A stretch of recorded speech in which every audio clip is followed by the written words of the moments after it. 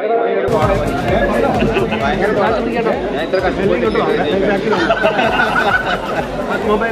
നല്ല സെവൻസ് വയ്ക്കുന്ന പോലെ കാണാനുള്ള തടി മാത്രമല്ല, നല്ല ഉഷാറാണ്.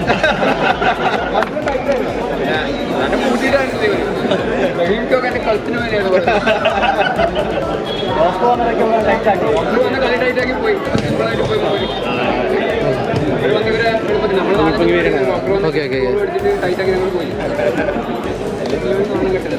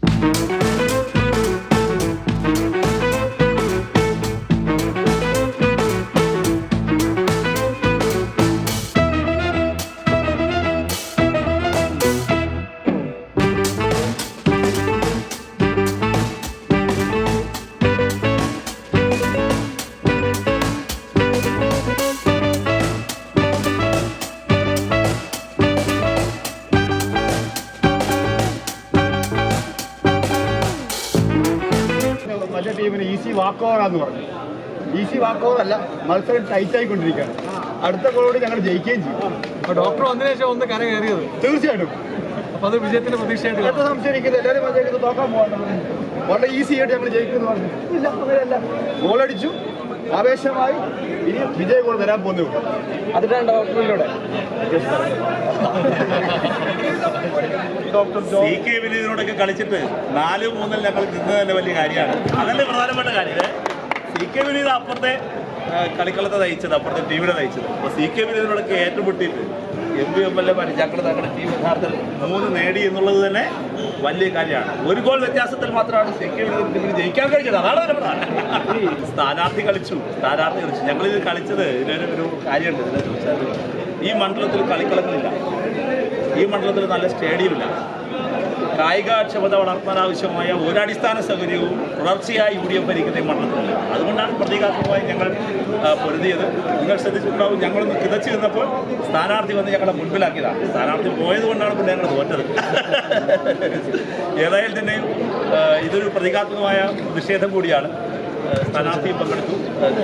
എല്ലാവർക്കും അറിയാവുന്നതുപോലെ ജോ കായിക രംഗത്തും താല്പര്യമുള്ളയാളാണ്. അദ്ദേഹം മികച്ച സൈക്ലിംഗ് താരമാണ്. ഒരുപാട് മാരത്തോൺ സൈക്ലിംഗ് പൂർത്തിയാക്കിയ ആളാണ്. കയാക്കിംഗ് താരമാണ്. ക്രിക്കറ്ററാണ്. അതുകൊണ്ട് തന്നെ അദ്ദേഹത്തിന് ജയിച്ചു വന്നാൽ ഈ നാട്ടിലെ കായികപരമായ പിന്നോക്കാവസ്ഥ പരിഹരിക്കുന്നതിന് വലിയ നിലയിൽ ഇടപെടാൻ വേണ്ടി സാധിക്കും.